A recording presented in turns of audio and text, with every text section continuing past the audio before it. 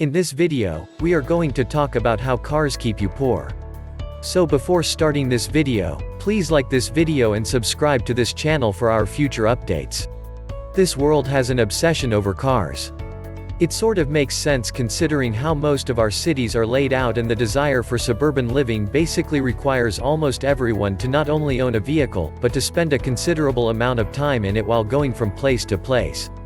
While just having a car isn't a bad thing, most people don't fully realize how much of their wealth is getting flushed down the drain while owning a car. They are expensive, depreciate in value rapidly, you have to regularly fill them with gas, and insure them. That really starts to add up. A typical cost breakdown. So, just how much is that car costing you? Let's take a look at a typical vehicle and scenario that would fit almost any middle-class American household. We're going to use a new Toyota Camry, and these sell for anywhere from about $20,000 to $30,000 depending on features and your location. So, we'll shoot for something right in the middle of the pack and assume for this example that someone finds one for $25,000. And let's not forget about sales tax, since that's going to apply to most people as well. 6% is a fairly common state sales tax rate, so if we tack that onto the price of the car, we have a total sale price of $26,500. It really doesn't matter what kind of car we're talking about, or even whether it's new or used. What's important is the actual price paid. Financing. Now let's talk financing. Most people don't pay cash for their new car and will typically finance it for somewhere between 3 and 5 years. In addition, most people don't put a significant down payment down or will trade in their old car. For the sake of this example, we'll assume that we're putting $5,000 down or getting $5,000 for a trade. That means we're left financing $21,500, and let's shoot for a 48-month loan. Rates on this type of loan right now are averaging around 7%, so we'll go with that. That ends up adding $3,200 in interest payments over the life of the loan and a monthly payment of about $512. Insurance. Insurance is going to vary depending on a lot of different factors. The deductible you choose, your driving record, age, state, and so on. So the best we can do is ballpark an average rate for this type of car. Just keep in mind that you may be paying quite a bit more or even less depending on your situation. Running some quotes and looking online, the annual insurance premium on about a $25,000 sedan will cost roughly $1,200 a year or $100 a month. Gasoline. Every car needs gas, and gas can be expensive.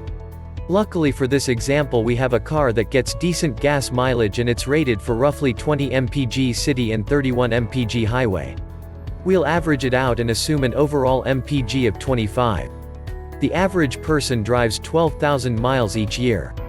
Obviously, your own driving habits may differ. But at $3 a gallon, that would mean you spend $1,440 a year or $120 a month on gas. Maintenance. Cars need a little TLC, and you will need to spend a little money to keep it running its best. The most common maintenance item is the oil change. At a quick lube place, you can expect to pay around $30 for an oil change, and you'll likely need 3 of them a year. You'll also probably need a few other odds and ends like new wiper blades, car washes, etc.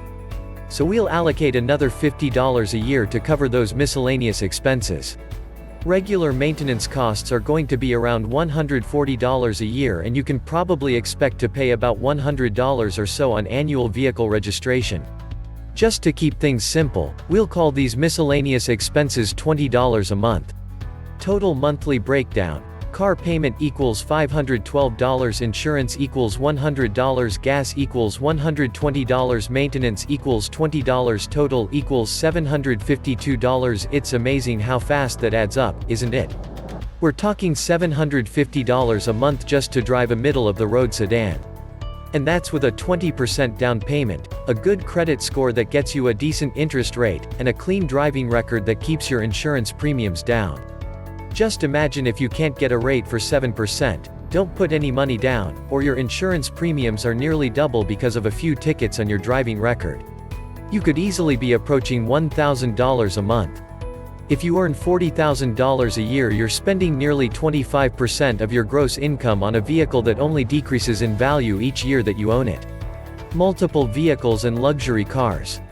In that example we just used a modest no-frills sedan, and look at the true cost with that. Now, think about needing 2 of these cars because you're married and you both work. Now you're making a mortgage-size payment just to have something to drive you around. And what if you're driving a luxury car or SUV that comes in at $40,000 or more? You can expect your total monthly costs for just one car to easily exceed $1,200. If you need 2 of these more expensive vehicles, you better be prepared to shell out close to $3,000 a month. Car costs versus saving. I help people with their finances every day. That's my job. That means I usually have to spend some time digging into a person's finances to help uncover problem areas or opportunities. If there is one thing that I see more than anything, it's people who are spending more on their vehicles than what they are saving for retirement or otherwise. Without fail, whenever someone says they don't have any extra money to put into their retirement account or into a savings account, you can almost always count on significant car costs when digging through their monthly expenses. Whether it's $300 a month or $700 a month, they can make those payments each month yet can't scrape together $100 to put into a savings account or their retirement account.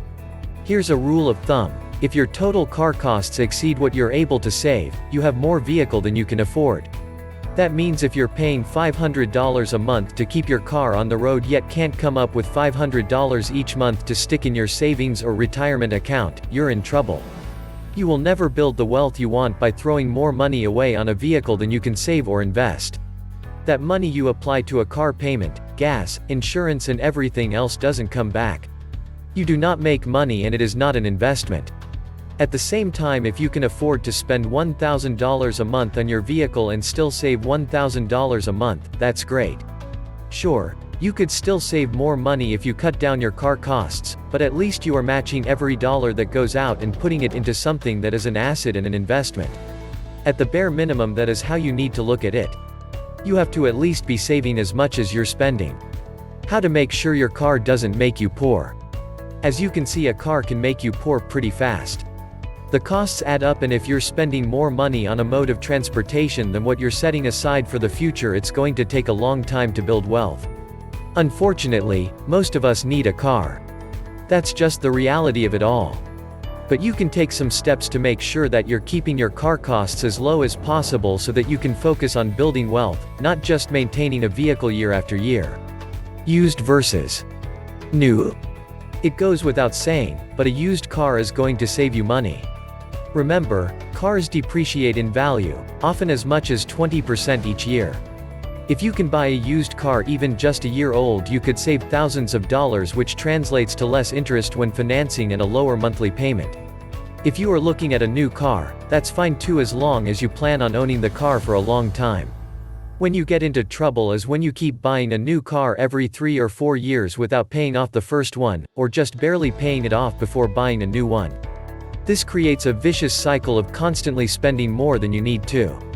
A new car can be a good deal if you know that you're going to keep it well beyond the financing terms. What do you think of our video?